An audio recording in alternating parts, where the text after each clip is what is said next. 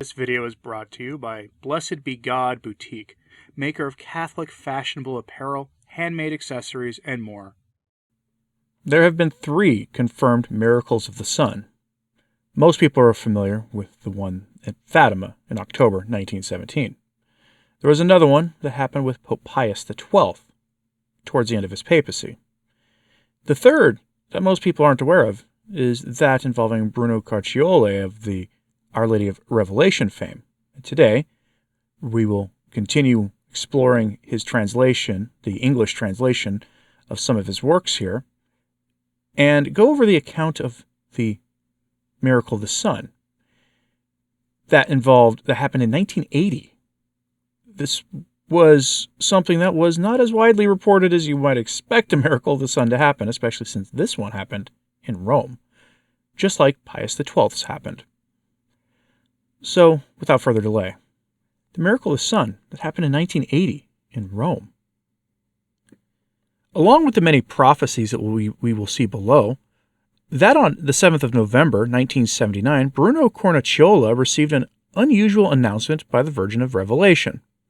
While in prayer in front of the grotto, Bruno saw her for the 23rd time. First and foremost, he heard, "What constitutes conversion, and how can this be maintained in its existing original state? By living in humility, be subjected to obedience in order to live in the truth. Be patient in persecution and mortification. Live the faith and set good example in everything." Our Lady then said to him, "On April 12, 1980, next year, for the 33rd anniversary of my coming at the grotto, this will be the same day as the Saturday in the octave of Easter in 1947. In a special way, for the occasion next year, I promise many powerful physical and spiritual graces, in a spiritual and corporal way, to those who ask faith and love. On that day, I will accomplish a great phenomena of the sun, to draw unbelievers to the living faith. You are to remain silent. Do not speak. Do not say anything." After the Virgin moved away, with tears in my eyes, I returned to my confessor and told him what took place at the grotto. He said, "Write everything in a notebook and keep it." I showed it to those accountable at Sacri, in order that this could stand as a testimony to this fact and of the miracle that would occur. I returned to the community. I wrote everything down in a notebook. I showed Mother Priscia, who was answerable as the Sacri president, and then I put it all under lock and key. Thus the seer silently and eagerly began waiting. Only on the 4th of April, the first Friday of the month, during the customary celebration of the Way of the Cross at the grotto, he gave a word of warning to the Sacri members. Occurring on the 12th April, the same day in Alibis, Saturday, as on the first apparition, the Virgin promised that on that date she would offer spiritual and material graces. But Bruno made no mention of the promised solar prodigy. When that day arrived, the crowd which gathered at the grotto was numerous. While waiting for the Mass, Bruno Cornicciola led the recitation of the Rosary.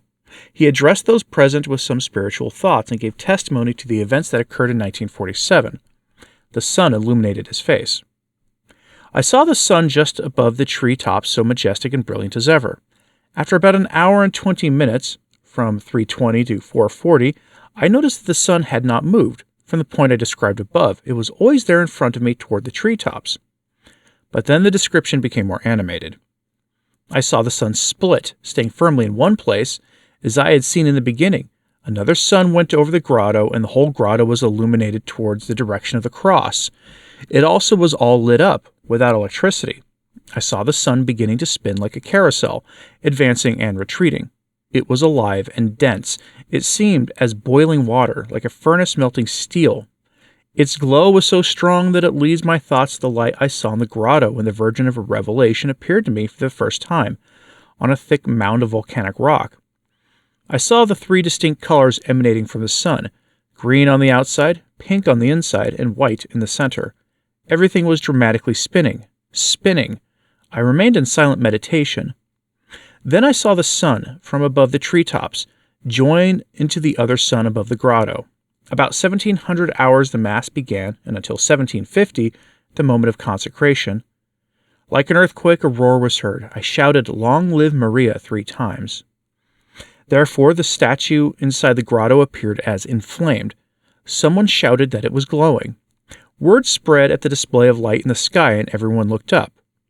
At the point in the Mass when the Our Father is recited, proceedings were momentarily interrupted, and for half an hour until 1820, everyone could watch the replication of the Fatima events, that of the 13th of October, 1917. The official report sent by the Franciscan Alfonso Zincarini to Reverend Father Vitale Bomarco, the general minister of the order, contains a summary of the written evidence collected in the days after the miracle. The celestial body seemed to move in the sky for a few meters toward the grotto approaching the earth. With absolute peace of mind, you could see the sun as a fireball spinning wildly on it, with no danger to the eyes.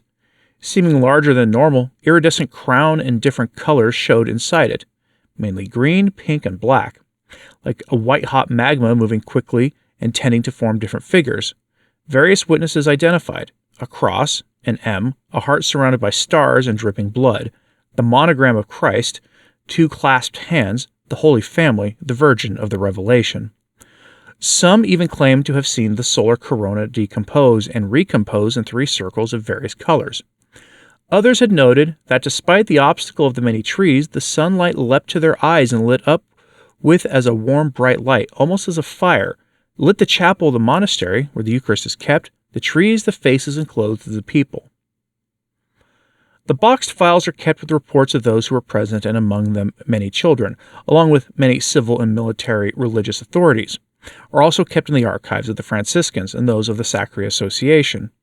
Equal testimonials have also been received in subsequent years, always on 12th of April.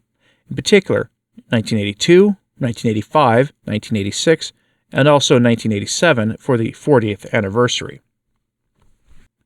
And that was the Miracle of the Sun, April 12th, 1980, in Rome. Most people have not heard about that one. Now, as for the question of that has been asked, is this approved? And the answer is sort of. The local bishop who has to approve the apparitions of Our Lady of Revelation is the Pope, because it happened in Rome. Pope Pius XII was approached for this, and he gave his full-hearted assent to it in 1956. The formal process for approval, takes years. Pius XII passed away in 1958. And for some reason, the popes afterwards refused to touch the thing with a 10-foot pole. They would meet with Bruno, they'd give him their blessings, they would promise to help propagate her mission and her message of repentance and the rest, and then they wouldn't touch the apparition with a 10-foot pole. I'm not really sure why that is, especially since much of the message is about being filial obedience to the church and the other things that Catholics are expected to do. The message of this apparition is no different than the message of any of the others. Pius XII was in the process of formally approving it when he passed away. Take that to mean what you will. I have no doubts about this apparition in the slightest, though. Bruno is one of those figures, those modern figures in church history, who I fully believe will one day be canonized a saint. His cause, I'm not sure what happened to it. He's been gone now for about 20 years, and there are figures in the church today who've been canonized faster than that. It all makes you kind of wonder a little bit. But yes, that is the Miracle of the Sun of 1980, attested to by many, many eyewitnesses who've written their testimonies and sent them to the association associated with this particular Marian apparition. No one doubts its veracity. Curious what you have to say about this, so let me know in the comments, please. Like and subscribe if you haven't. It certainly helps. So does sharing this on social media. Helps too. As always, pray for the church. I'm Anthony Stine. Ave Maria.